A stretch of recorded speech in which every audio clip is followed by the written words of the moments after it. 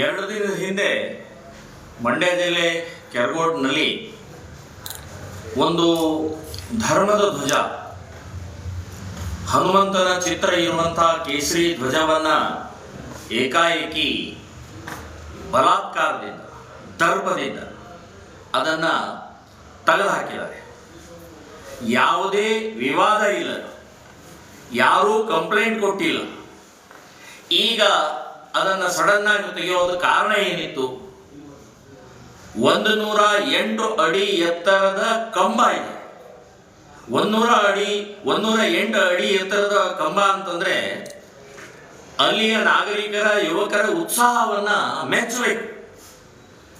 So ಅವರ ಆನಂದ, ಅವರು ವ್ಯಕ್ತಪಡಿಸುವಂತಹ ರಾಮನ ಬಗ್ಗೆ ಇರುವಂತಹ ಕಳಕಳಿ 22ನೇ ತಾರೀಕು ಆದಂತ ಆ ಕಂಬದ ಪ್ರತಿಷ್ಠಾಪನೆ. ಆಮೇಲೆ 26ನೇ ತಾರೀಕು ಜನವರಿ 26 ಗಣರಾಜ್ಯೋತ್ಸವ ದಿನದಿಂದ ಅದನ್ನ ಇಳಿಸಿದ್ದಾರೆ.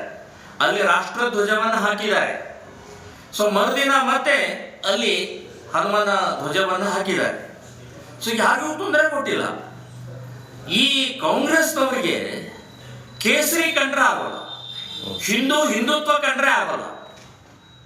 ಇವರು ಉರಿತಾ ಇದೆ. ಇಡೀ ದೇಶ ಇವತ್ತು ರಾಮನ ಸುನಾಮಿ ಎದ್ದಿದೆ. ಅಲೆ ಅಲ್ಲ, ಸುನಾಮಿ. ಮನೆ ಮನೆ, ಹಳ್ಳಿಗಳಲ್ಲಿ ವೈಭವ ನೋಡಲಾಗದೆ ಹೊಟ್ಟೆ ಉರಿತಾ ಇದೆ.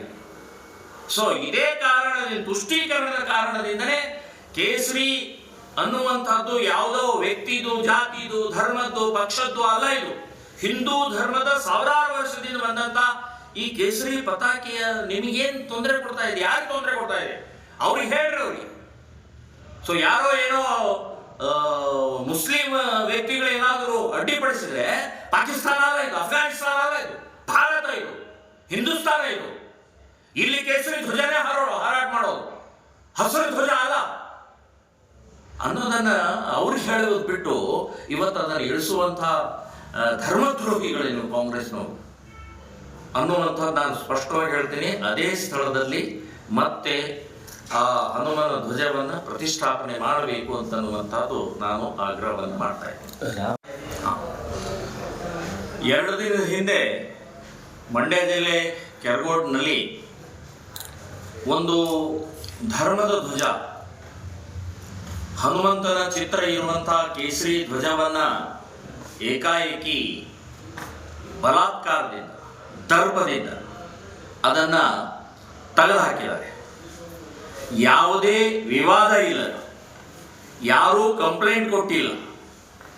ಈಗ ಅದನ್ನು ಸಡನ್ ಆಗಿ ತೆಗೆಯೋದು ಕಾರಣ ಏನಿತ್ತು? 108 ಅಡಿ ಎತ್ತರದ ಕಂಬ ಇದೆ. 108 ಅಡಿ ಎತ್ತರದ ಕಂಬ ಅಂತಂದ್ರೆ ಅಲ್ಲಿಯ ನಾಗರಿಕರ, ಯುವಕರ ಉತ್ಸಾಹವನ್ನ ಮೆಚ್ಚಬೇಕು.